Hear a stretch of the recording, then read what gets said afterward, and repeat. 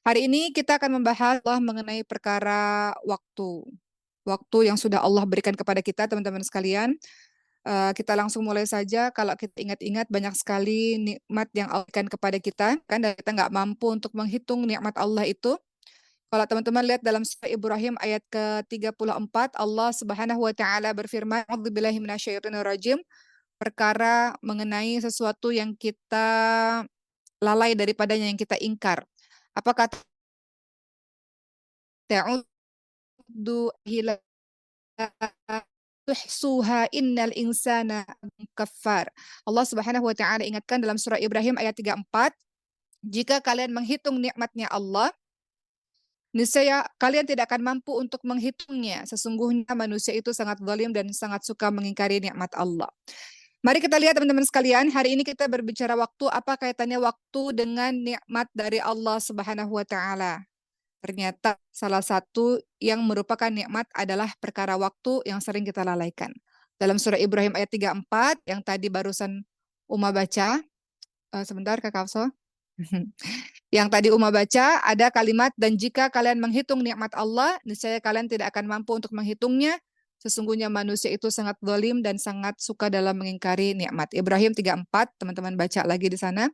Kita ingat-ingat kalau kita menghitung nikmat Allah, nggak akan mampu kita dalam menghitungnya. Berbagai macam nikmat Allah berikan kepada diri kita. Kalau kita renungi apa yang ada pada diri kita, semuanya merupakan kebaikan-kebaikan dari Allah Subhanahu wa taala. Allah berikan kesempatan kita dalam menuntut ilmu, itu bagian dari nikmat Allah Subhanahu wa taala.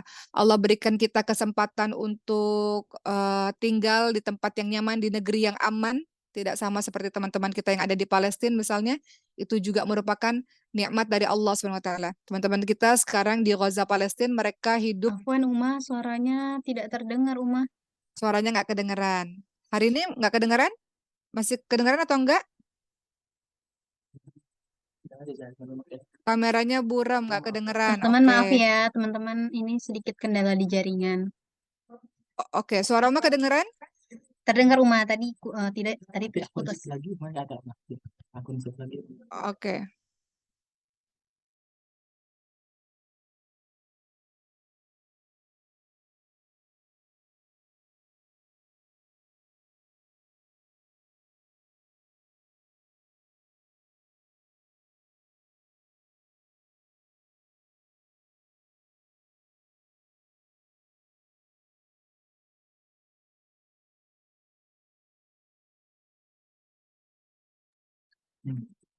Oke, suaranya kedengeran saat ini? Baik, teman-teman ini oke, saat ini kedengeran? Oke, sebentar. Terdengar. Mohon izin teman-teman semua karena ini hari pertama kita pakai dua device ya, pakai dua kamera, jadi mungkin agak gangguan sedikit.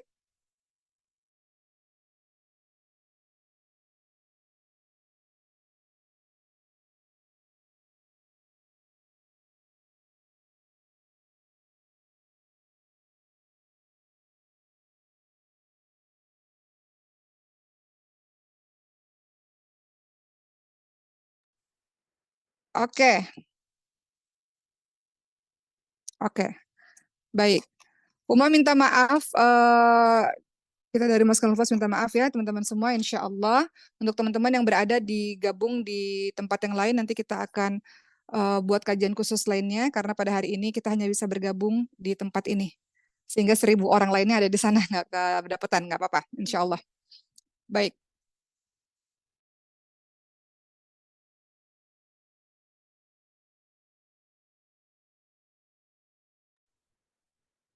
Oke. Baik, teman-teman, kita mulai lagi ya. Insya Allah mudah-mudahan bisa lebih fokus pada hari ini. Untuk teman-teman yang 1.000 lainnya masih ada di kamera yang lainnya, kayaknya sulit bergabung pada hari ini. Nanti diurusi oleh teman-teman Mas Kanvas. Uma langsung saja mulai pada hari ini. Untuk teman-teman semua, kita membicarakan mengenai waktu, dan waktu adalah bagian dari nikmat Allah Subhanahu wa taala. Dan Allah ingatkan tadi dalam surah Ibrahim ayat ke-34, kata Allah Subhanahu wa taala, "Wa in ta'uddu ni'matallahi la tuhsuha innal insana ladzalumun kafar." Allah Subhanahu wa taala ingatkan, dan jika kalian menghitung nikmat Allah, niscaya kalian tidak akan mampu untuk menghitung nikmat Allah tersebut, ya. Sesungguhnya manusia itu sangat zalim dan sangat suka mengingkari nikmat. Baik. Oke, teman-teman Muslimafas, ini tidak terjadi lagi di kemudian hari ya. Oke, sebentar.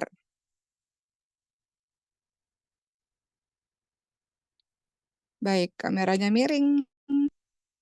Oke,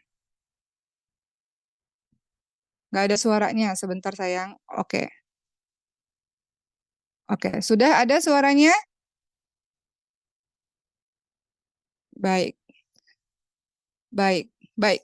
Baik, langsung kita lanjutkan lagi membicarakan mengenai waktu, teman-teman semua. Ya, tadi Uma sudah baca surah ke-34, Ibrahim ayat ke-34 mengenai Allah Subhanahu wa taala ingatkan jika kalian menghitung-hitung nikmat dari Allah Subhanahu wa taala niscaya kalian tidak akan pernah mampu dalam menghitungnya. Sesungguhnya manusia itu sangat zalim dan sangat suka mengingkari nikmat. Mari kita lihat teman-teman sekalian berbagai macam nikmat yang Allah berikan dalam kehidupan kita banyak sekali. Nikmat kesehatan, nikmat waktu, waktu itu nikmat, nikmat kebersamaan dengan orang-orang yang kita cintai, nikmat dalam menuntut ilmu, itu semuanya adalah nikmat dari Allah Subhanahu wa taala. Allah berikan kesempatan teman-teman menghafalkan Quran, itu juga merupakan nikmat. Allah berikan teman-teman pekerjaan yang baik, kita bisa makan dengan enak. Teman-teman tahu sekarang kondisi kawan-kawan kita di Gaza Palestina, apa yang terjadi di sana? Eh, Makanan susah, air susah. Dan setelah perang selesai pun nantinya itu pun akan susah, ya kan? Pada saat ini mereka dalam keadaan perang susah. Pasca perang rumah sebagian besar sudah nggak ada, keluarga sebagian besar mungkin sudah tidak ada. Pasca perang itu sangat menyedihkan, kondisi sangat menyedihkan. Dan kita hidup di negara yang aman, di negara yang damai, yang tenang, yang kita bisa sekolah dengan baik, kita bisa beraktivitas dengan baik, itu pun nikmat, teman-teman semua. Namun Allah Subhanahu wa taala ingatkan kalau kalian menghitung-hitung nikmat Allah, kalian berpikir, merenung dengan berbagai macam nikmat Allah, sesungguhnya kita tidak akan pernah bisa dalam menghitungnya, teman-teman semua. Dan Allah lanjutkan sesungguhnya manusia itu zalim dan suka mengingkari nikmat. Mari kita lihat apa yang dimaksud dengan zalim dan mengingkari nikmat, kufur nikmat. Tabiat manusia itu, teman-teman semua, dia zalim dan suka kufur nikmat. Zalim itu maknanya apa? Zalim dengan cara dia melakukan berbagai macam maksiat. Uma nasihat untuk diri Uma sendiri. Allah kasih begitu banyak kebaikan dalam kehidupan kita. Allah kasih begitu banyak mudahan dalam kehidupan kita. Allah berikan kasih sayangnya dan Allah kehidupan kita berkali-kali, teman-teman semua. Namun sebagai hamba Allah yang banyak dosanya ini, kita berbuat zalim. Zalim salah satunya adalah dengan kita melakukan berbagai macam maksiat-maksiat kepada Allah Subhanahu wa taala. Kemudian yang disebut sebagai zalim berikutnya adalah kurangnya kita dalam menunaikan hak-hak kepada Tuhan kita, hak-hak kepada Allah Subhanahu wa taala, kurang dalam menunaikan hak Allah Subhanahu wa taala. Allah itu punya hak atas diri kita. Apa hak Allah adalah untuk diibadahi, teman-teman semua. Hak Allah untuk diibadahi. Kita diciptakan oleh Allah Subhanahu wa taala adalah wa ma khalaqatul jinna wal insa illa liya'budun, dan tidaklah aku menciptakan jin dan manusia kecuali untuk beribadah kepadaku. Kita punya kewajiban sebagai seorang hamba Allah beribadah. Dan Allah punya hak atas diri kita yaitu untuk diibadahi. Tabiat manusia, dia zalim, dia suka melakukan berbagai macam maksiat, padahal Allah memberikan banyak nikmat dan kebaikan kepadanya. Kedua, dia kurang dalam menunaikan hak-hak Allah Subhanahu wa taala, dan ketiga dia kufur terhadap nikmatnya Allah. Dia ingkar, dia tidak bersyukur akan kebaikan sih. Terlalu banyak kebaikan yang Allah kasih, tapi kadang-kadang kita berkonsentrasi kepada ketidakbahagiaan yang Allah berikan kepada diri kita. Begitu banyak kasih sayang yang Allah berikan kepada kita, tapi ketika Allah uji kita sedikit saja, maka kemudian kita merasa Allah nggak sayang pada kita, diri kita. Kita merasa Allah tidak berbuat baik kepada diri kita. Kita berkonsentrasi kepada kesedihan kita, padahal nikmat kasih sayang kebaikan yang Allah berikan lebih banyak dibandingkan dengan ujian kesedihan pada diri kita. Itulah kenapa dalam surah Ibrahim ayat 34 Allah ingatkan manusia itu sangat zalim dan sangat suka mengingkari nikmat. Kalau kita adil, hitung betul-betul, lebih banyak sedih atau lebih banyak kebahagiaan sih yang Allah berikan kepada kita, teman-teman semua. Kalau engkau merasa hidupmu lebih banyak sedihnya, mungkin engkau tidak memahami bahwa di balik kesedihan itu Allah sedang mengajarkan kamu untuk bersiap-siap menjadi orang yang kuat, yang tangguh, yang sabar, yang tahan banting misalnya. Tanpa adanya ujian kesedihan itu nggak mungkin engkau menjadi dirimu yang sekarang. Jadi jangan pernah suudzon kepada takdir yang sudah Allah berikan kepada kita. Justru orang-orang beriman itu dalam setiap keadaan dia bersyukur. Ketika diberikan kebahagiaan, alhamdulillah. Ketika diberikan kesedihan, alhamdulillah ala kulli hal. Segala puji bagi Allah untuk semua keadaan. Tetap bersyukur akan apapun yang terjadi dalam kehidupannya karena semua takdir Allah baik. Tidak ada takdir Allah yang buruk. Kenapa kita menganggap takdir Allah buruk? Karena kita berpikirnya buruk. Semua takdir Allah baik. Apa yang tidak kita ketahui ternyata baik menurut Allah Subhanahu wa taala karena Allah mengetahui perkara-perkara yang gaib. Kita pernah membahas hal ini. Dalam surah Al-Baqarah 216 dikatakan wa asa an takrahu syai'an wa huwa khairul lakum wa asa an tuhibbu syai'an wa huwa syarrul lakum wallahu ya'lamu wa antum la ta'lamun. Boleh jadi apa yang kamu tidak suka justru itu yang baik untuk kamu. Boleh jadi apa yang kamu suka itu tidak baik bagi kamu, Allah mengetahui, manusia tidak mengetahui.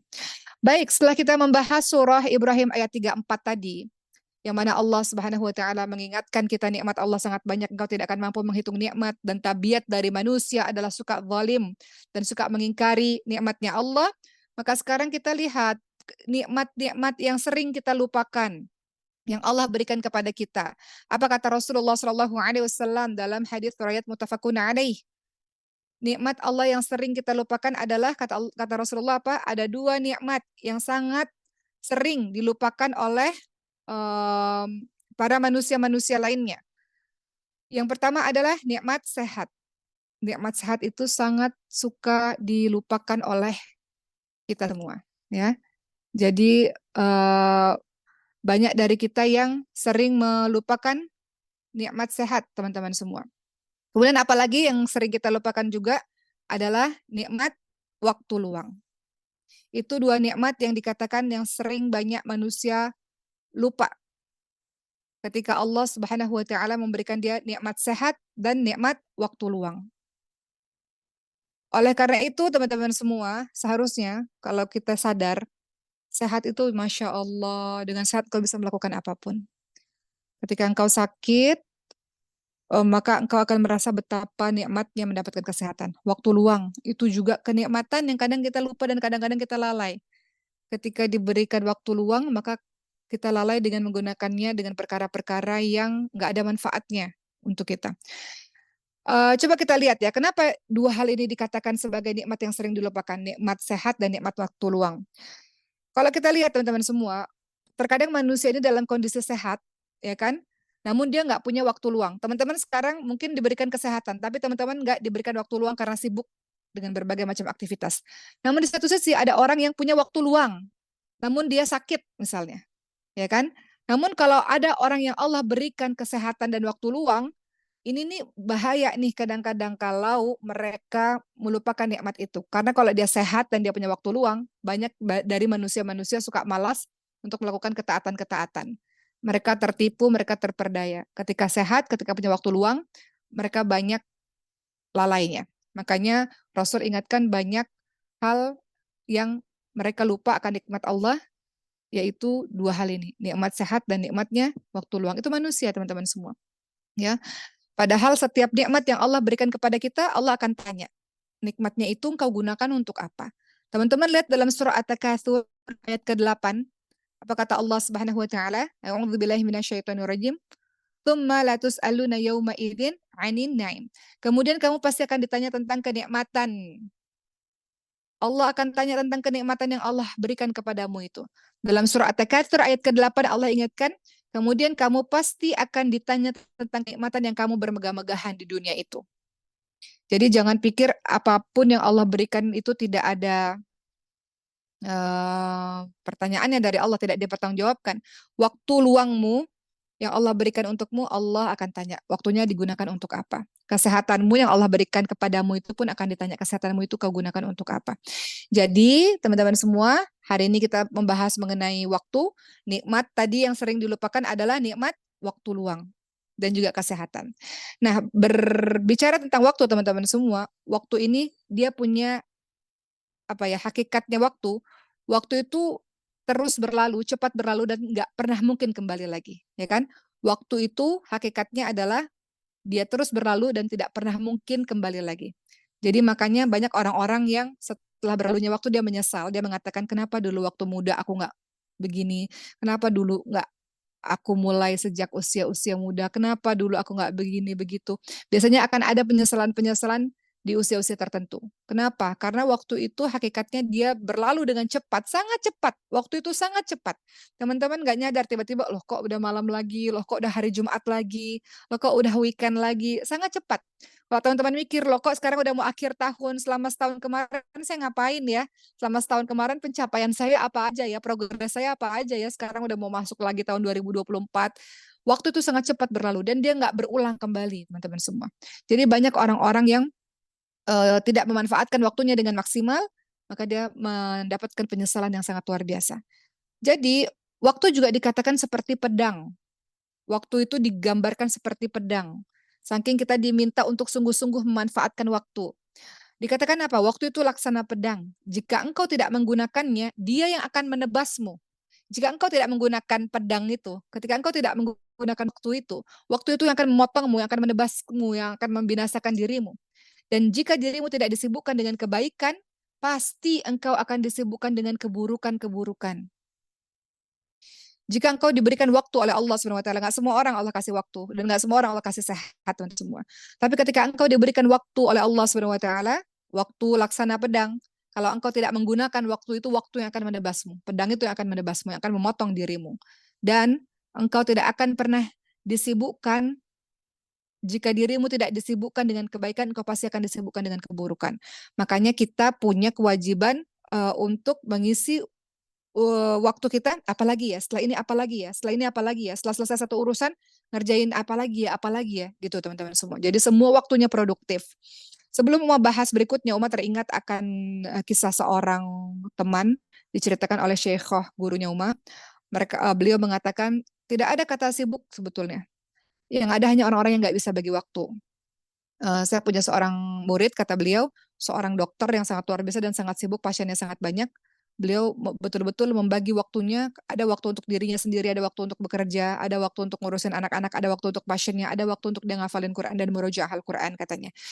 Jadi orang ini meluangkan waktu tertentu memang untuk setiap hari Jumat di hari libur di negara Arab, libur hari Jumat, untuk memang nggak boleh diganggu dari pagi sampai zuhur, untuk beliau memanfaatkan waktu untuk menghafalkan Quran. Jadi setiap waktunya produktif. Ada waktu untuk beristirahat, ada waktu untuk bersenang-senang, ada, tapi semua dibagi dan di-manage dengan baik, sehingga semuanya terlaksana dengan baik, selesai dengan baik. Begitu teman-teman semua ya, salah satu cerita dalam kehidupan kita sehari-hari. Jadi, kalau kita tidak disibukkan dengan perkara-perkara kebaikan, pasti kita akan terjatuh pada perkara yang sia-sia. Ya, itu perkataan Imam Syafi'i. Kata Imam Syafi'i, jika dirimu tidak disibukkan dengan hal-hal yang baik, maka kamu akan disibukkan dengan hal-hal yang batil, hal-hal yang sia-sia. Coba kita lihat perkataan Ibnu Mas'ud mengenai waktu, teman-teman semua. Apa kata Ibnu Mas'ud radhiyallahu anhu, salah seorang sahabat Nabi yang juga seorang penghafal Quran yang dimuliakan oleh Nabi.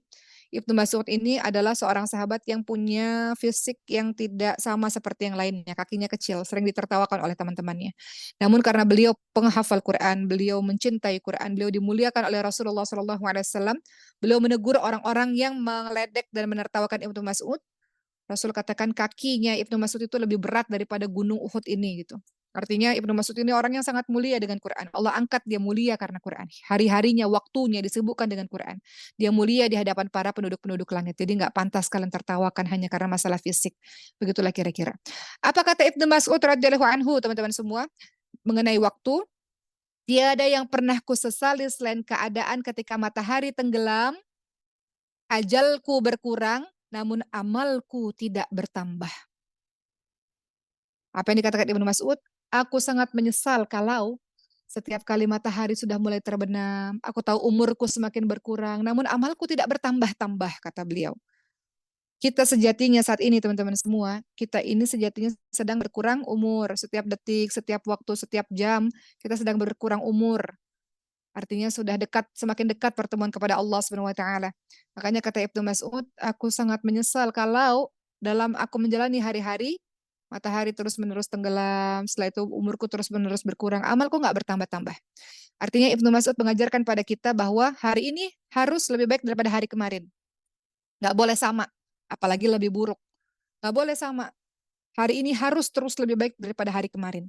Kalau hari ini ibadahnya sholat 5 waktu misalnya, berarti besok harus sholat 5 waktu tepat waktu. Harus ada sesuatu yang lebih baik daripada sebelumnya. Kalau sudah sholat tepat waktu 5 waktu, hari berikutnya adalah oke saya mau lebih baik, yaitu misalnya dengan qobliyah ba'diyah. Setelah qobliyah ba'diyah udah kelar, oke saya mau lebih baik dengan tambahin sholat-sholat sunnah. Jadi harus ada kebaikan-kebaikan yang lebih baik daripada hari-hari kemarin. Kita sering mendengar pepatah, kalau hari ini sama seperti hari kemarin adalah kita termasuk orang yang merugi. Kalau hari ini lebih buruk daripada hari kemarin, kita termasuk orang terlaknat. Kalau hari ini lebih baik daripada hari kemarin, kita termasuk orang-orang yang beruntung. Jadi orang-orang yang beruntung adalah orang-orang yang setiap harinya berhijrah, setiap harinya menuju kepada kebaikan, setiap harinya sesuatu ada amalan-amalan yang lebih baik daripada sebelumnya. Itu kata Ibnu Mas'udnya, beliau sangat menyesal ketika umurnya semakin berkurang justru amalnya tidak bertambah. Apa kata Hasan Al-Basri, teman-teman semua? Kata Hasan Al-Basri, di antara tanda Allah berpaling dari seorang hamba adalah Allah menjadikannya sibuk dalam hal yang sia-sia sebagai tanda Allah menelentarakannya. Sebagai tanda bahwa Allah berpaling dari seorang hamba, tandanya apa? Allah jadikan dia sibuk dalam perkara yang sia-sia. Allah jadikan dia sibuk dalam perkara yang sia-sia sebagai tanda Allah menelentarakannya. Gitu ya, teman-teman semua. Jadi, kalau kita rasa kita mulai lalai, kalau kita rasa kita mulai jarang beribadahnya, nah itu hati-hati, itu tanda Allah menelentarakan kita. Baik, sebentar Uma akan ganti suaranya karena di sini lebih banyak orang ya, maaf ya. Bentar ya.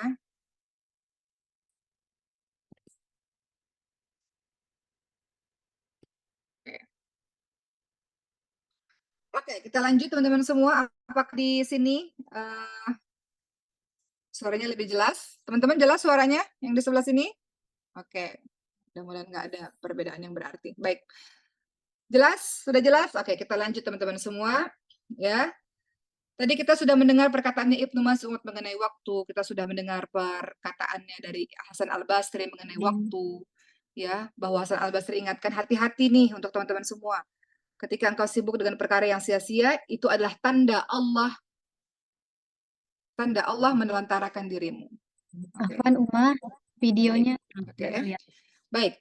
Berikutnya teman-teman semua kita lihat Hasan Al-Basri juga kembali mengingatkan kepada kita semua perkara waktu. Ya, apa kata Hasan Al-Basri? Wahai manusia, sesungguhnya kalian adalah kumpulan hari. Tatkala satu hari itu hilang, maka akan hilang pula sebagian daripada dirimu.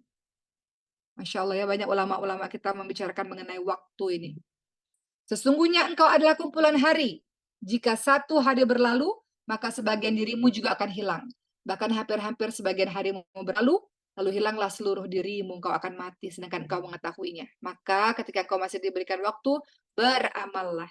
Lakukanlah kebaikan demi kebaikan. Gelisahlah ketika dirimu dalam menjalani hari-hari, kok nggak ada kebaikan yang kuberikan pada orang lain ya. Kok nggak ada progres dalam diriku ya, untuk menuju ke arah yang lebih baik. Itu harusnya gelisah, teman-teman semua. Uma punya seorang teman yang dia punya kebiasaan yang hidupnya selalu berkontribusi, selalu bermanfaat untuk orang lain. Ketika dalam satu hari dia tidak melakukan apapun untuk menolong orang lain, dia ngerasa hidupnya nggak berarti. Dia ngerasa hidup saya nggak berarti ketika saya nggak bisa bermanfaat untuk orang lain. Karena setiap harinya dia berpikir, saya bisa melakukan apa ya untuk membantu orang lain, untuk melakukan amal soleh kepada orang lain. Jadi amal soleh bukan hanya untuk dirinya sendiri, dia sudah sampai pada derajat, kepada level yang saya harus bantu apa ya untuk orang lain, kontribusi saya untuk orang lain apa ya. Dia ingin menjadi sebaik-baik orang sebagaimana yang Rasul ingatkan, khairun nas anfa'uhum linnas. Sebaik-baik orang adalah orang yang bermanfaat untuk orang lain. Jadi dia ngerasa waktunya sangat amat tidak berguna kalau hari-harinya nggak produktif, hari-harinya nggak bantu orang lain. Nggak semua orang punya pemikiran seperti ini, teman-teman semua.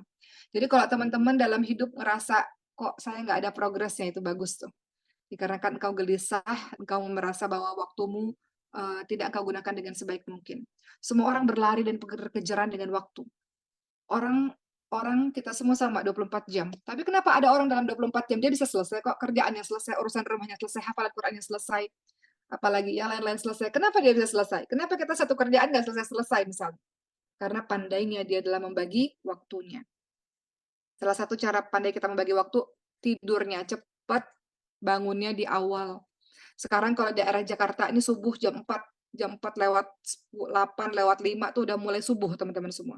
Artinya engkau sebagai seorang muslim yang di daerah Jakarta dan sekitarnya ya, WIB ini, waktu Indonesia Barat ya, jam 4 kita udah mulai subuh, bangun jam setengah 4. Setengah 4 itu udah harus bangun teman-teman semua. Nggak ada seorang muslim itu bangunnya jam 7 pagi, jam 8 pagi, engkau sudahlah kehilangan sholat malam, kehilangan sholat subuh. Termasuk orang yang sangat pandai dalam memanage waktunya adalah dia pasti tidurnya tidak terlalu malam dan dia bisa bangun di awal hari. Ketika engkau bangun di awal hari, engkau akan lebih produktif, engkau akan lebih bersemangat, lebih ceria dalam menjalani harimu seharian. Tapi kalau udah bangun siang, akan merasa malas menjalani hari-harimu. Kembali kita mengenai waktu, teman-teman semua. Kita lihat lagi perkataan ulama lainnya. Kata Ibnul Qayyim rahimahullah mengenai waktu. Waktu manusia adalah umurnya yang sebenarnya. Waktu tersebut adalah waktu yang dimanfaatkan untuk mendapatkan kehidupan yang abadi. Waktu yang kita miliki saat ini harusnya digunakan untuk mendapatkan kehidupan yang abadi. Ya, ketahuilah, kata Ibnul Qayyim, bahwa berlalunya waktu lebih cepat dari jalannya awan mendung. Awan itu kan cepat. Kata Ibnu Qayyim, ketahuilah bahwa berlalunya waktu lebih cepat daripada berjalannya awan.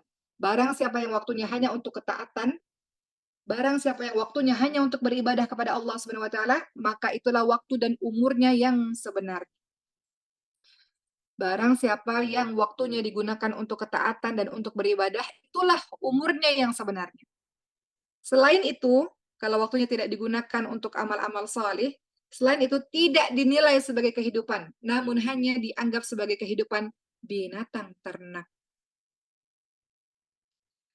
Jadi kalau kita ingin tahu waktu dan umur kita sebenarnya pada saat kita menggunakannya dengan amal-amal saleh. Kalau kita melakukan atau menghabiskan waktu kita dengan sia-sia, dengan maksiat, yang lain-lain, maka itu kehidupan binatang ternak. Ya, itu yang dikatakan oleh Ibnu Qayyim rahimahullah. Perkara waktu ini Masya Allah ya, beliau mengatakan perkataan seperti ini. Jika waktu hanya dihabiskan untuk hal-hal yang membuat lalai, untuk sekedar menghamburkan hawa nafsu, mengeluarkan hawa nafsu, atau hanya dihabiskan dengan banyak tidur, digunakan untuk hal-hal yang sia-sia, digunakan untuk hal-hal yang batil, yang maksiat, maka sungguh kematian lebih layak daripadanya. Ketika engkau mati, teman-teman sekalian, ketika engkau panjang umur tapi dosanya banyak, ya, maksiatnya banyak. Untuk apa? Jadi maka dikatakan maka sesungguhnya kematian lebih layak daripadanya. Mungkin dengan kematian itu menghentikanmu dari berbagai macam perbuatan dosa-dosa. Gitu. Itu perkataan dari Ibnu Qayyim. Manfaatkan waktu dengan sebaik-baiknya teman-teman semua. Bahkan seorang muslim itu ada seorang ulama ketika beliau berjalan bersama dengan anak-anaknya, berjalan kaki gitu ya, dalam sebuah pengembaraan. Ayahnya berkata begini, "Wahai anakku, bertasbihlah sampai kita ketemu sama pohon yang berikutnya." Setelah bertemu di pohon berikutnya, kemudian beliau mengatakan lagi, "Wahai anakku, bertakbirlah sampai kita bertemu di pohon berikutnya." Setelah sampai di pohon berikutnya, ya anakku berzikirlah kepada Allah terus-terusan. Artinya di sini apa? Ayahnya ini mengajarkan kepada anaknya setiap detik jangan disia-siakan waktumu. Termasuk kita ini teman-teman semua. Seorang muslim ini nggak ada waktu yang sia-sia. Bahkan dalam diamnya kita, dalam perjalanan kita, itu adalah waktu kita banyak berzikir kepada Allah Subhanahu wa taala. Kemarin Uma sempat mengatakan pada teman-teman Maskan Hufaz, karena kami ini di pusat, kami terdiri dari berbagai macam asrama yang berbeda-beda tempatnya. Ada yang jauh tempat tinggalnya, ada yang dekat. Maka Uma katakan untuk teman-teman yang jauh, tempatnya dari pesantren, dengan kalian berjalan kaki, kalian punya waktu banyak untuk merojaah hafalan kalian. Kalian punya waktu banyak untuk berzikir ketika kalian melangkah ke pesantren misalnya. Begitu pula teman-teman semua. Jadi jangan pernah ngerasa waktunya sia-sia karena dalam setiap diamnya teman-teman menunggunya teman-teman adalah berzikir kepada Allah Subhanahu wa taala. Ya enggak? Bahkan ada sebuah kisah di mana seorang anak dan seorang ayah mereka berangkat sekolah, si ayah ini membonceng anaknya. Pada saat di motor itulah waktu murojaah bersama dengan anaknya. Ya kan? Jadi untuk teman-teman semua jangan sia-siakan waktumu selain untuk mengingat Allah Subhanahu wa taala. Kata Rasulullah, "Faman kana yu'minu billahi wal yawmil akhir falyakul khairan aw liyasmut." Barang siapa yang beriman kepada Allah dan hari akhir berkata baik atau dia diam. Diamnya pun berzikir kepada Allah Subhanahu wa taala. Baik. Kita lihat teman-teman semua dalam hadis riwayat Tirmidzi, apa kata Rasulullah sallallahu alaihi wasallam? Kedua kaki seorang hamba tidak beranjak pada hari kiamat sehingga dia ditanya mengenai pertama, umurnya di mana dihabiskan? Umurnya selama engkau hidup, umurnya di mana ia habiskan? Pertanyaan pertama. Kedua kaki seorang hamba tidak beranjak pada hari kiamat hingga ia ditanya mengenai pertama umurnya, di manakah dihabiskan umurnya itu. Kedua, ilmunya. Ilmunya, di manakah ia amalkan? Engkau mendapatkan ilmu dari Allah. Engkau pandai, engkau diajarkan oleh Allah berbagai macam ilmu dan pemahaman. Ilmunya, di manakah ia amalkan? Ilmunya itu untuk apa? Ketiga, harta yang engkau dapatkan. Bagaimana cara engkau mendapatkannya, kata Allah. Ditanya nanti, harta yang engkau punya saat ini, hartanya bagaimana ia peroleh? Dan yang keempat, di mana dikeluarkan? Pertanyaan yang keempat. Yang kelima, mengenai tubuhmu yang Allah kasih dan Allah pinjamkan kepada dirimu. Tubuhmu itu, di manakah usangnya? Tubuhmu itu habis, lelah, capek, engkau gunakan untuk apa? Istilahnya begitu. Jadi ada 5 pertanyaan teman-teman semua dalam hadis riwayat Tirmidzi, ketika kita nanti di hari akhir. Umurnya digunakan untuk apa? Ilmunya di manakah diamalkan? Hartanya, cara perolehannya gimana? Cara mengeluarkan hartamu bagaimana? Kelima, tubuhmu yang sudah Allah pinjamkan ini kau gunakan untuk apa? Di mana usangnya? Itu 5 pertanyaan yang nanti akan kita jawab teman-teman semua. Ya, jadi untuk orang-orang yang tahu tentang betapa pentingnya masalah waktu, maka umurnya dia gunakan dengan kebaikan. Kemudian ilmunya, hartanya dia cari dengan cara yang baik, dikeluarkan dengan cara yang baik. Tubuhnya nggak usang begitu saja, nggak rusak, nggak mati begitu saja. Tubuhnya setiap anggota tubuhnya melakukan berbagai macam kebaikan-kebaikan. Ya, jadi teman-teman semua, berikutnya kita lihat mengenai waktu dalam kehidupan kita. Waktu terus berjalan dan tidak bisa kembali lagi, waktu laksana pedang. Tadi kita sudah membahas hal itu. Teman-teman lihat dalam surah Ad-Dzariyat ayat 56, waktu pun sejatinya adalah untuk beribadah kepada Allah Subhanahu wa taala. Dalam surah Ad-Dzariyat 56, seperti yang teman-teman hafal, Allah Subhanahu wa taala ingatkan, a'udzubillahi minasyaitonir rajim, wa ma khalaqatul jinna wal insa illa liya'budun. Dan aku tidak menciptakan jin dan manusia melainkan untuk beribadah kepadaku. Jadi waktu bagi seluruh mukmin, seluruh muslim adalah setiap waktunya adalah untuk beribadah kepada Allah Subhanahu wa taala. Segala hal yang membuat Allah ridha. Makanya sebelum dia melakukan sesuatu, sebelum dia mengatakan sesuatu, dia akan berpikir, apakah Allah ridha? Apakah ini bagian dari ibadah kepada Allah? Apakah yang saya bicara ini bagian dari ibadah kepada Allah? Apakah yang saya katakan, yang saya tulis di sosial media ini bagian dari hal yang membuat Allah ridha? Itu bagian dari ibadah kepada Allah. Waktunya semuanya berisi ibadah kepada Allah Subhanahu wa taala. Bahkan teman-teman tidur itu ibadah kalau teman-teman niatkan untuk ibadah. Teman-teman mandi itu pun bagian dari ibadah ketika teman-teman meniatkan, saya mandi untuk membersihkan diri, mensucikan diri supaya segar dan bisa beraktivitas baik lainnya, itu pun ibadah. Ya, jadi semua hal yang kita lakukan ketika sebelum melakukan kita berpikir terlebih dahulu bagian dari ibadah nggak ya, buat Allah murka nggak ya? Kalau sekiranya bagian dari ibadah, kalau sekiranya membuat Allah ridha, lanjutkan teman-teman, jalankan. Jadi waktumu itu setiap detiknya berisi beribadah kepada Allah Subhanahu wa taala. Teman-teman lihat dalam surah Al-Mu'minun ayat ke-115. Apa kata Allah Subhanahu wa taala? Dalam surah Al-Mu'minun ayat ke-115 kata Allah, a'udzubillahi minasyaitonir rajim. Afa hasibtum annama khalaqnakum 'abatha wa annakum ilaina la turja'un. Dalam surah Al-Mu'minun ayat ke-115 kata Allah, apakah kamu mengira bahwa sesungguhnya kami menciptakan kamu secara main-main saja dan bahwa kamu tidak dikembalikan kepada kami? Jadi Allah Subhanahu wa taala ingatkan, engkau bukan diciptakan begitu saja untuk main-main, untuk lalai, untuk membuang-buang waktu. Enggak. Kata Allah, memangnya kamu berpikir mengira kami menciptakan kamu untuk main-main aja? Bukan. Dan tidakkah kamu berpikir bahwa kamu akan dikembalikan kepada kami dan akan ditanya semua pertanyaan tadi? Badanmu itu kau gunakan untuk apa? Ilmumu kau gunakan untuk apa? Hartanya, semuanya kau gunakan untuk apa? Allah akan tanya semua yang Allah pinjamkan kepada kita. Baik. Jadi kita paham bahwa kita harus tahu bahwa kita diciptakan bukannya tanpa ada maksud dan hikmah. Ya, kita diciptakan ada maksudnya Allah Subhanahu wa taala. Ada tujuannya Allah Subhanahu wa taala. Tujuannya apa? Tadi Ad-Dzariyat 56. Wa ma khalaqatul jinna wal insa illa liya'budun. Tidaklah aku menciptakan jin dan manusia kecuali untuk mereka beribadah kepadaku. Jadi beribadah kepada Allah adalah tujuan diciptakannya jin dan manusia dan seluruh makhluk-makhluk Allah. Makhluk Allah kita tidak mungkin diciptakan begitu saja tanpa perintah, tanpa larangan, teman-teman semua. Teman-teman lihat dalam surah Al-Qiyamah ayat 36. Al-Qiyamah ayat 36. Allah Subhanahu wa taala berfirman, A'udzubillahi minasyaitonir rajim, ayahsabul insanu ayyutraka suda. Apakah manusia mengira bahwa ia akan dibiarkan begitu saja tanpa adanya pertanggungjawaban? Namanya engkau mengira mata yang dipinjamkan oleh Allah ini nggak dipertanggungjawabkan satu hari nanti. Namanya engkau mengira lisanmu yang kau bisa ngomong apapun ini yang dipinjamkan oleh Allah, engkau dibiarkan begitu saja tanpa adanya pertanggungjawaban, semuanya yang dipinjamkan oleh Allah semuanya akan ada pertanggungjawabannya. Ya, baik, teman-teman semua, mari kita lihat sabda Rasulullah SAW dalam hadis riwayat Tirmidzi dan Ibnu Majah. Kata Rasulullah, di antara kebaikan Islam seseorang adalah meninggalkan hal yang tidak ada manfaatnya untuknya. Sekiranya teman-teman bergaul di satu pergaulan yang teman-teman tahu bahwa ini toksik, bahwa pergaulan ini tidak ada manfaatnya, bahwa banyak mudorotnya ketika berkumpul malah ngomongin orang lain, ketika berkumpul malah bikin sakit hati, ketika berkumpul malah bikin hati kotor. Di antara kebaikan Islam seseorang adalah meninggalkan hal-hal yang tidak manfaat baginya. Contoh lain, misalnya teman-teman nonton serial gitu ya, atau drama Korea atau apapun lah itu. Biasanya kalau nonton-nonton serial itu menghabiskan waktu berjam-jam karena kita nggak bisa berhenti ya, misalnya ya.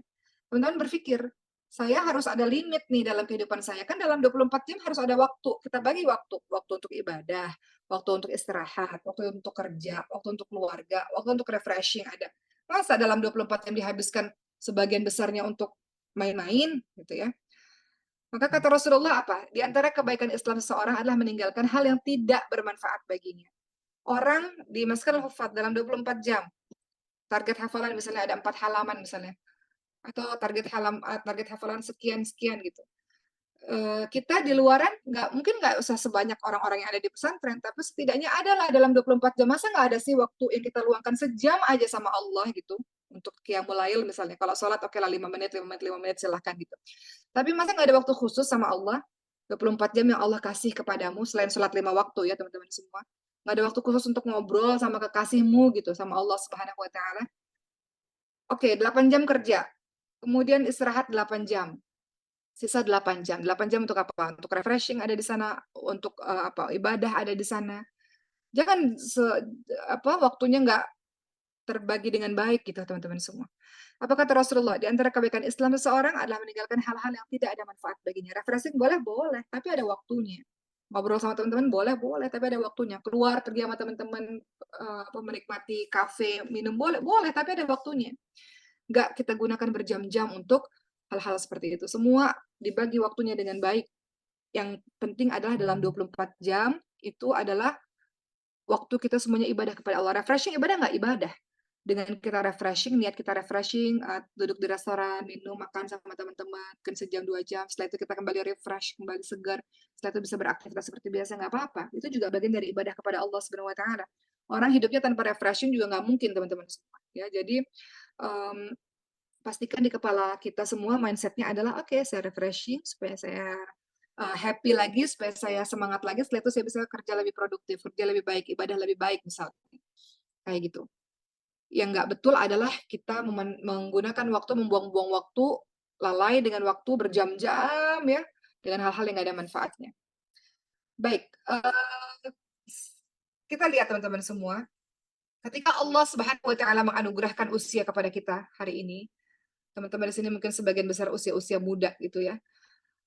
Teman-teman sering dengar nggak sih ada pepatah mengatakan, "Kecil-kecil enak banget ya hidup tuh, pengennya tuh kecil dimanja-manja, muda kita bisa foya-foya, tua kita kaya raya, dan matinya masuk surga." Sering nggak dengar kalimat-kalimat begitu?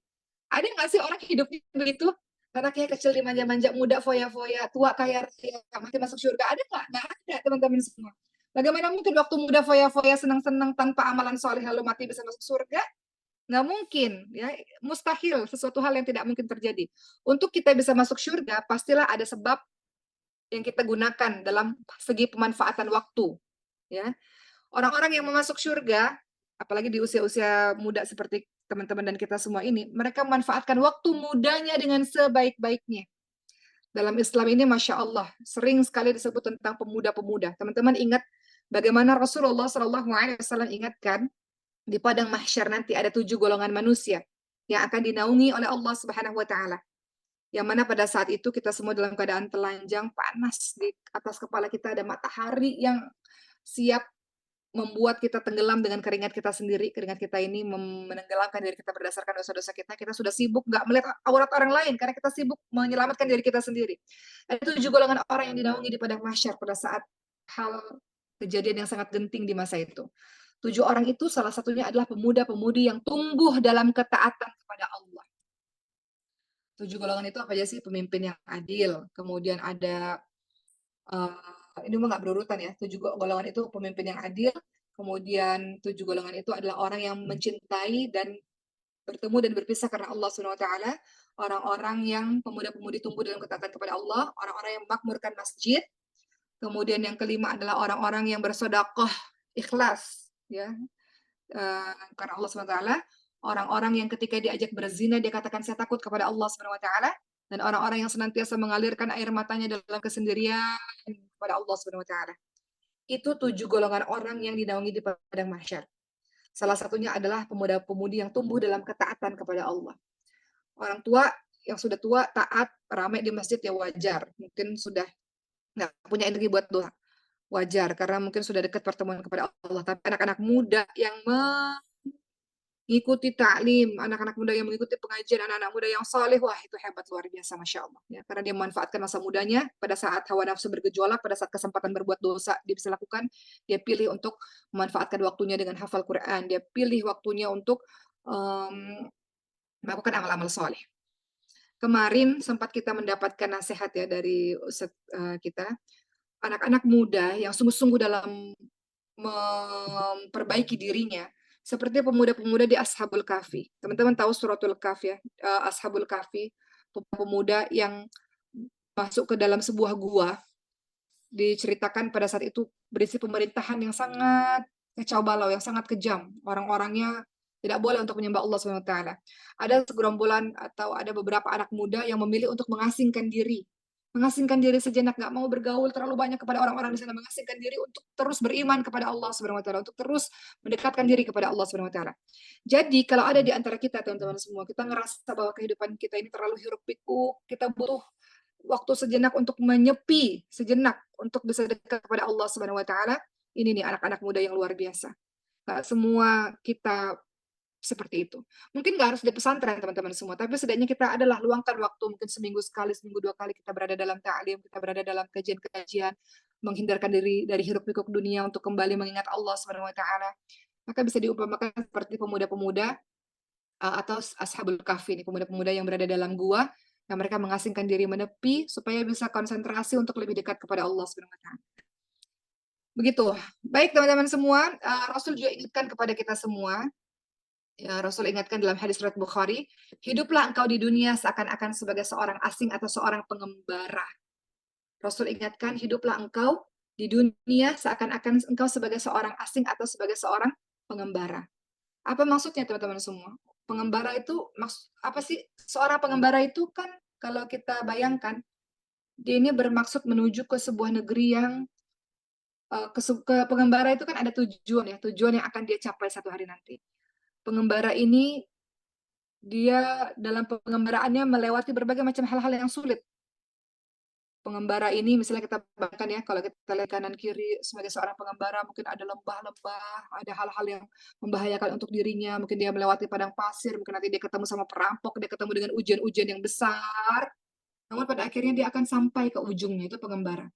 Jadi, maksud dari hadis ini, hiduplah engkau di dunia seakan-akan sebagai orang asing atau pengembara, bahwa engkau ada tujuan akhir yang akan engkau tuju dan akan kau sampai pada masanya nanti. Namun dalam perjalanan menuju ke tujuan akhir itu memang banyak ujian-ujiannya dalam perjalanan dirimu.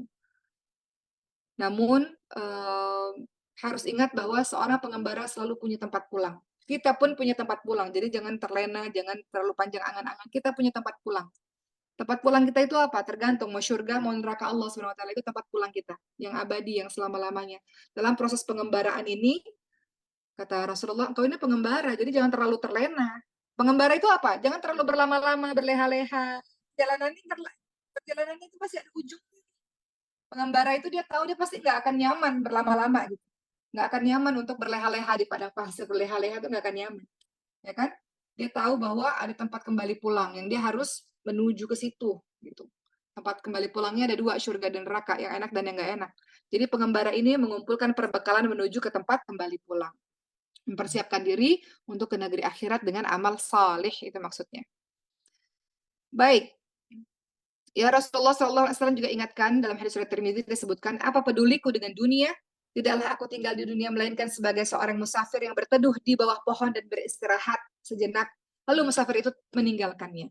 Jadi bayangkan diri kita ini sebagai seorang pengembara, ya, atau sebagai seorang musafir yang lagi istirahat di sebuah pohon. Jadi dunia ini seperti ibarat kita lagi istirahat di sebuah pohon, di bawah pohon. Kan nggak selamanya kita istirahat di bawah pohon. Kita pasti akan meninggalkan pohon tersebut untuk menuju ke tempat kita kembali pulang. Itu perumpamaannya di dunia ini, teman-teman semua. Bagaikan kita lagi istirahat di bawah sebuah pohon.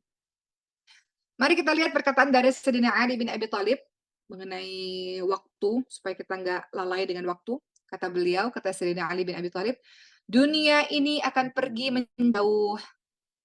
Selama kita hidup, umur terus bertambah, dunia ini akan pergi menjauh. Sedangkan akhirat, ini kita lagi jalan ya teman-teman semua. Kita meninggalkan dunia kan, makin jauh nih dunianya. Karena kita semakin dekat dengan akhirat. Sedangkan akhirat akan mendekat. Ya, akhirat akan mendekat. Sebentar. Ya, teman-teman lihat Uma. Oke. Sementara akhirat ini akan terus dekat. Ya, kemudian dikatakan oleh Sayyidina Ali bin Abi Thalib, dunia dan akhirat tersebut memiliki anak-anak. Jadilah kalian anak-anak akhirat dan janganlah kalian menjadi anak-anak dunia. Hari ini di dunia adalah hari beramal. Di dunia adalah hari beramal dan bukan hari perhitungan. Sedangkan di akhirat besok, di akhirat adalah hari perhitungan dan bukan hari beramal. Jadi di dunia adalah hari beramal. Jangan kau sibuk menghitung-hitung dosa-dosa orang lain. Enggak. Hari ini adalah hari sibuk beramal. Sedangkan di akhirat adalah hari di mana engkau diberikan perhitungan, bukan hari beramal. Di dunia hari beramal, bukan hari perhitungan. Di akhirat adalah hari perhitungan, bukan hari beramal. Ingat apa kata Rasulullah SAW dalam sebuah hadis? Ingat 5 hal sebelum 5 hal. Ini penting ya teman-teman semua. Apa kata Rasulullah SAW? Manfaatkan 5 perkara sebelum 5 perkara. Yang pertama adalah manfaatkan waktu mudamu sebelum waktu tuamu. Ini masyhur sekali ya. Masyhur sekali, teman-teman sudah tahu tentang 5 perkara sebelum 5 perkara karena ada lagunya. Ingat 5 perkara sebelum 5 perkara. Nah itu tuh lagunya. Kata Rasulullah apa? Manfaatkan 5 perkara sebelum 5 perkara. Pertama, manfaatkan waktu mudamu sebelum waktu tuamu. Nanti mau jelasin ini. Kedua, waktu sehatmu sebelum waktu sakitmu. Ketiga, masa kayamu sebelum datang masa kefakiranmu. Keempat, masa luangmu sebelum masa sibukmu. Kelima, hidupmu sebelum datang kematianmu. Kita bahas satu-satu ini, teman-teman semua. Ingat 5 perkara sebelum 5 perkara. Manfaatkan 5 perkara ini sebelum 5 perkara. Pertama, tadi disebutkan, manfaatkan waktu mudamu sebelum waktu tuamu. Apa maksudnya? Lakukanlah ketaatan ketika engkau dalam kondisi yang kuat beramal. Lakukan ketaatan ketika engkau dalam kondisi yang masih muda, sebelum datang masa tua renta. Itu maksudnya. Kedua, manfaatkan waktu sehatmu sebelum waktu sakitmu. Maksudnya apalah? Maksudnya apa? Beramallah di waktu sehat sebelum datang waktu yang menghalangi untuk beramal seperti sakit. Ketika kau sakit, kau tidak bisa maksimal dalam beribadah. Ya kan teman-teman semua? Maka manfaatkan waktu sehatmu sebelum engkau sakit, sebelum engkau tidak bisa melakukan apapun. Manfaatkan masa luangmu sebelum masa sibukmu. Maksudnya apa? Manfaatkan kesempatan waktu luangmu di dunia ini sebelum nanti datang waktu sibukmu di hari akhir. Dan ingat teman-teman semua, awal kehidupan akhirat adalah alam kubur. Dan alam kubur itu sangat sibuk. Sangat sibuk. Engkau ditanya berbagai macam pertanyaan-pertanyaan. Dan kau akan tergantung mendapatkan nikmat kubur atau siksa kubur. Manfaatkan masa luangmu sebelum masa sibukmu. Maksudnya adalah manfaatkan kesempatan waktu luangmu di dunia sebelum datang waktu sibukmu di akhirat nanti. Di akhirat udah sibuk teman-teman semua. Apalagi alam kubur sebagai awal kehidupan akhirat itu sibuk. Kemudian berikutnya, manfaatkan masa kayamu sebelum masa kefakiranmu. Apa artinya? Bersedekahlah dengan kelebihan hartamu sebelum datang bencana yang dapat merusak harta tersebut, sehingga akhirnya kau menjadi seorang fakir di dunia maupun di akhirat. Artinya sekarang kau ada, punya, ya, bersedekahlah dengan kelebihan harta yang kau punya sebelum nanti datang bencana yang kau sangat miskin dan kau sangat tidak bisa lagi untuk bersedekah. Kemudian dikatakan hiduplah sebelum manfaatkan masa hidupmu sebelum datang matimu. Maksudnya apa? Lakukan sesuatu yang bermanfaat untuk kehidupan sesudah matimu. Karena siapapun yang mati maka akan terputus amalan-amalannya. Ya, jadi di sini kita bisa lihat teman-teman sekalian, 5 hal ini, apa tadi? Waktu muda, masa sehat, waktu luang, waktu kaya, waktu ketika hidup. Seseorang baru betul-betul mengetahui nilai dari 5 hal ini setelah 5 hal ini semuanya hilang. Kadang-kadang kalau udah hilang baru betapa luar biasanya hal ini. Jadi 5 hal ini penting nih. Waktu muda, perhatikan waktu muda. Waktu sehat, ya, waktu luang, waktu kaya, waktu ketika hidup. Ya. Teman-teman mohon maaf ya, Uma agak ngeliat ke sini karena ini ada 2 kamera, jadi Uma harus berbagi pandangan kepada teman-teman semua. Baik. Berikutnya teman-teman semua, seseorang baru ingat kalau dia diberi nikmat sehat ketika dia sakit. Ketika dia sakit dia baru ngerasa, oh nikmat sehat kemarin aku kemana aja ya. Dia baru ingat diberi kekayaan kalau dia jatuh miskin. Betul kan? Dia baru ingat dia punya semangat di waktu muda ketika nanti kalau sudah usia tua. Ketika dia ngerasa sulit dia beramalnya di usia tua ya. Nyesal banget dulu waktu muda nggak beramal soleh. Penyesalan tidak ada gunanya teman-teman semua jika seorang melewati waktu tersebut dengan sia-sia. Jadi ingat ya, hal tadi teman-teman pikirkan, masa mudaku aku isi untuk apa ya? Masa sehatku aku ngapain ya? Masa luangku, waktu luangku aku berbuat apa ya? Ketika aku kaya, aku mau ngapain ya? Ketika aku masih hidup saat ini, aku mau berbuat apa ya? Tuh, 5 hal itu. Ya, yang Rasul minta untuk kita betul-betul memikirkan 5 hal ini. Baik. Teman-teman lihat surah At-Tin. Ini membahas mengenai waktu juga nih. Ya, surah At-Tin. Watini wa zaitun, wa turi sinin itu ya. Baik, dalam surah At-Tin teman-teman semua, ayat 1 sampai 3, Allah Subhanahu wa taala itu bersumpah dengan 3 tempat diutusnya nabi-nabi ulul azmi ya. Pertama, Allah Subhanahu wa taala menyebutkan Baitul Maqdis yang terdapat buah tin dan zaitun ya. Maksudnya di sini kita bahas surat At-Tin sekarang ya. Allah menyebutkan tempat diutusnya Nabi Isa alaihissalam. Kedua, Allah menyebutkan dalam surah At-Tin Bukit Sinai, yaitu tempat di mana Allah berbicara langsung dengan Nabi Musa alaihissalam. Ketiga, ya Allah bersumpah dengan nama 3 tempat ya yang diutusnya ulul azmi. Yang ketiga, negeri aman, yaitu kota Mekah, tempat diutusnya Nabi Muhammad SAW. Ketika Rasul bersumpah dengan 3 tempat ini, teman-teman semua, maka teman-teman lihat dalam surah At-Tin ayat 4 sampai ayat ke-6, ada kalimat laqad khalaqnal insana fi ahsani taqwim tsumma radadnahu asfala safirin ilal ladzina amanu wa 'amilus solihati falahum ajrun ghairu mamnun. Kita akan bahas apa sih yang ada dalam surah At-Tin ini berkaitan dengan waktu juga. Dalam surah At-Tin ayat 4 dan 6, apa kata Allah? Sesungguhnya kami telah menciptakan manusia dalam bentuk yang sebaik-baiknya. Laqad khalaqnal insana fi ahsani taqwim. Kemudian Allah kembalikan dia ke tempat yang serendah-rendahnya. Kecuali orang-orang yang beriman, orang-orang yang mengerjakan amal solih, maka baginya pahala yang tiada putus-putusnya. Apa maksudnya? Kita lihat teman-teman semua. Ada ayat yang tadi kita baca, sesungguhnya kami telah menciptakan manusia dalam bentuk yang sebaik-baiknya. Apa maksudnya? Di antara pendapat mengatakan bahwa ayat yang berisi kalimat kami telah menciptakan manusia dalam bentuk yang sebaik-baiknya, yaitu pada saat manusia berada di usia-usia muda. Pada saat manusia-manusia ini merasa atau berada dalam waktu yang kuat dan semangat untuk beramal. Kami telah menciptakan manusia dalam bentuk yang sebaik-baiknya, yaitu di usia muda ketika mereka kuat, ketika mereka semangat untuk beramal. Kemudian kalimat berikutnya dalam surah At-Tin, kemudian kami, Allah, kembalikan dia ke tempat yang serendah-rendahnya. Maksudnya apa? Allah kembalikan dia, Allah jadikan dia ke masa tua renta setelah masa mudanya. Atau Allah kembalikan dia ke masa yang tidak semangat beramal setelah sebelumnya di masa muda dia semangat untuk beramal. Maka kita bisa lihat, waktu terus berjalan, akan ada usia di mana kita lemah secara fisik, akan ada usia di mana kita nggak bersemangat lagi. Kapan itu? Adalah usia-usia tua. Masa tua adalah masa yang tidak bersemangat untuk beramal. Kehidupan kita lewati masa kecil, masa muda, masa tua. Masa kecil dan masa tua, masa sulit untuk beramal. Berbeda dengan masa muda. Saat ini, teman-teman semua, usia belasan tahun, 20, 30, 40, 50, itu usia-usia muda. Usia-usia yang masih semangat, masih kuat untuk beramal. Jadi itu dalam surah At-Tin diingatkan seperti itu, teman-teman semua. Ya, di mana ketika Allah buat kita dalam bentuk yang sebaik-baiknya di usia muda untuk beramal, dan Allah kembalikan kita ke tempat yang serendah-rendahnya, itu pada saat kita sudah usia tua, sudah sulit untuk beramal.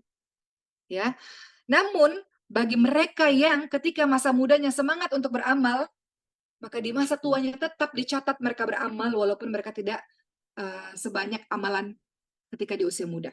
Maka dikatakan, jika seorang mukmin berada di usia senja, ketika nanti kita semua sudah dalam usia yang sangat tua, pada saat itu kita sangat sulit untuk beramal, maka akan dicatat untuknya pahala sebagaimana amal yang dulu dilakukannya pada saat muda. Artinya apa? Ini artinya yang tadi ayat Allah berikutnya tadi ya, maka bagi mereka pahala yang tiada putus-putusnya. Dalam surah At-Tin tadi, teman-teman lihat, illal ladzina amanu wa 'amilus solihati falahum ajrun ghairu mamnun. Ya. Maka bagi mereka pahala yang tidak ada putus-putusnya. Oke. Oke. Apa maksudnya di sini? Maksudnya adalah itu tadi, kalau kita sudah berusia tua, kita tidak bisa beramal sebanyak amalan kita di waktu muda, maka tetap ditulis pahala yang sama sebagaimana kita lakukan di usia muda. Inilah yang dimaksud firman Allah sebagai mereka akan diberikan pahala yang tidak ada putus-putusnya. Gitu ya teman-teman semua ya. Di sini kita bisa lihat bahwa semua bergantung dari saat ini, saat sekarang ini, saat usia muda kita ini. Pada saat Allah masih memberikan kita kekuatan, kita beramal dengan amal yang maksimal. Maka ketika seseorang gemar beramal di waktu mudanya, di saat dia tua renta, dia akan diberi ganjaran sebagaimana di waktu mudanya. Itu maksudnya dalam surah At-Tin. Ya. Baik teman-teman semua, atau dalam surah Ar-Rum ayat 54. Kita sudah hampir selesai pada saat ini. Mohon maaf agak sedikit terlambat selesai kajian pada hari ini ya. Teman-teman lihat dalam surah Ar-Rum ayat 54. Apa kata Allah Subhanahu wa taala? Allah, dialah yang menciptakan kamu dari keadaan lemah. Kemudian dia Allah menjadikan kamu sesudah keadaan lemah menjadi kuat. Sesudah itu Allah menjadikan kamu dari kuat jadi lemah lagi dan beruban. Dan Allah menciptakan apa yang dikehendakinya dan dialah yang maha mengetahui lagi maha kuasa. Apa maksudnya? Dalam surah Ar-Rum 54, teman-teman semua, Ibnu Katsir menjelaskan Allah menceritakan mengenai fase kehidupan manusia, tahap demi tahap. Mulainya atau awalnya kita ini dari tanah, kemudian kita berpindah ke fase nutfah, kemudian kita beralih ke fase alaqah, fase segumpal darah, kemudian ke fase mudghah, segumpal daging, lalu kita jadi tulang, lalu dibalut dengan daging, setelah itu kita ditiupkan ruh, kemudian kita keluar dari perut ibu kita dalam keadaan lemah, kecil, nggak kuat, kemudian yang kecil, yang mungil itu berkembang perlahan-lahan jadi seorang anak kecil, lalu kita tumbuh menjadi seorang pemuda dan remaja, usia-usia sekarang, usia-usia produktif. Inilah fase yang kuat setelah sebelumnya engkau berada dalam fase yang sangat lemah. Setelah itu engkau menginjak usia dewasa 20, 30, 40, 50, ya. Fase yang masih kuat untuk beribadah. Setelah itu engkau akan masuk usia senja dalam keadaan yang penuh uban. Ini fase yang lemah. Setelah sebelumnya engkau berada dalam fase yang kuat. Pada fase yang lemah ini kurang semangat untuk beribadah, kurang kekuatan untuk beribadah. Ya, baik lahir maupun batin. Makanya tadi Allah katakan kemudian Allah menjadikan kamu sesudah kuat itu menjadi lemah kembali. Jadi, pada kesempatan kali ini, Ummah hanya ingin mengingatkan pada diri Ummah dan kita semua, usia muda adalah usia yang paling baik, yang paling fit, yang paling kuat, yang paling kita punya semangat besar untuk beramal. Oleh karena itu, kita manfaatkan dengan sebaik-baiknya, jangan kita sia-siakan. Jangan kita mengatakan, nantilah ketika usia tua saya baru berjilbab, nantilah ketika usia tua saya baru berhijrah, nantilah kalau udah menikah di usia tertentu saya akan belajar Quran. Jangan nanti, jangan nanti. Nantilah kalau sudah tua saya baru beramal. Jangan, justru dari sekarang. Setelah kita baca tadi ayat-ayat tadi ya, kita paham bahwa justru apa yang kita lakukan sekarang mempengaruhi di yang akan datang. Terakhir dari teman-teman dari umat teman-teman semua, umat menasihati di rumah sendiri, minta sama Allah agar kita bisa mengurangi maksiat kita karena usia kita terbatas. Usia kita terbatas, kita minta sama Allah, ya Allah, sampai hari ini masih ada dosa dan maksiat yang kulakukan, ya Allah, ya Allah. Maka minta sama Allah untuk mengurangi maksiat karena usia kita terbatas. Kata Rasulullah apa dalam hadis riwayat Abu Daud dan Tirmidzi, seseorang akan mencocoki kebiasaan teman karibnya. Oleh karenanya perhatikanlah siapa yang akan menjadi teman karib kalian, siapa yang menjadi teman dekat kalian. Apa kata Imam Al-Ghazali? Kalau engkau bersahabat bergaul dengan orang yang pelit, maka engkau akan tertular pelitnya. Ketika engkau bersahabat dengan orang yang zuhud, maka engkau pun akan ikutan zuhud. Ya. Seseorang itu sesuai dengan temannya. Jadi terakhir dari Uma, ingat bahwa waktu begitu cepat berlalu. Hati-hati teman-teman semua, tinggalkan hal-hal yang tidak ada manfaatnya dalam kehidupan kita. Eee, dalam ajaran agama kita bahwa orang-orang yang beriman adalah meninggalkan perkara-perkara yang tidak ada gunanya baginya. Jika Islam seseorang itu baik, maka tentu dia akan meninggalkan perkara-perkara yang haram, perkara-perkara yang syubhat, perkara-perkara yang makruh, dan dia berusaha meminta kepada Allah SWT kekuatan untuk bisa memanfaatkan masa mudanya, waktunya dengan sebaik-baiknya. Begitu ya teman-teman semua, masa muda ingat adalah waktu amal untuk masa muda adalah waktu terbaik untuk beramal saleh. Mudah-mudahan kita paham bahwa hidup di dunia sementara, kita yang menginginkan manfaatkan masa muda kita sebelum datang waktu tua kita, dan kita tahu bahwa insya Allah dengan kebiasaan baik yang kita lakukan di masa muda kita, insya Allah Allah berikan ganjaran di masa tua kita pada saat kita sudah lemah, insya Allah. Begitu teman-teman sekalian, alhamdulillah hari ini selesai ceramah dari Uma. Mudah-mudahan setelah ini kita buat resolusi. Ini udah menjelang akhir tahun ya, resolusi apa ya dalam hal ibadah, dalam hal ibadah harian ya, sholatnya mau kayak gimana, sholat-sholat sunnahnya mau apa, saumnya mau gimana, Qurannya mau seperti apa, ilmu yang mau ditambah itu apa, akhlak yang mau diperbaiki itu apa gitu. Jadi kita buat resolusi, perencanaan-perencanaan sendiri yang berkenaan dengan perbaikan dalam diri kita insya Allah. Untuk kita berlari, fakirru ilallah, maka kita akan berlari menuju kepada Allah SWT. Fastabiqul khairat, berlomba-lomba dalam kebaikan. Begitu teman-teman sekalian, alhamdulillah selesai pada hari ini. Kita bertemu lagi Jumat depan insya Allah dengan tema-tema yang berbeda. Teman-teman boleh komen di bawah, apa di chat ya, teman-teman mau tema-tema tentang apa, kita kajian tematik, teman-teman boleh membahas tentang tema yang lagi in kah, yang lagi ingin dibahas kah, teman-teman boleh komen di bawah, insya Allah kita bawakan di Katupat. Terima kasih teman-teman semua, wabillahi taufiq wal hidayah. Wassalamualaikum warahmatullahi wabarakatuh.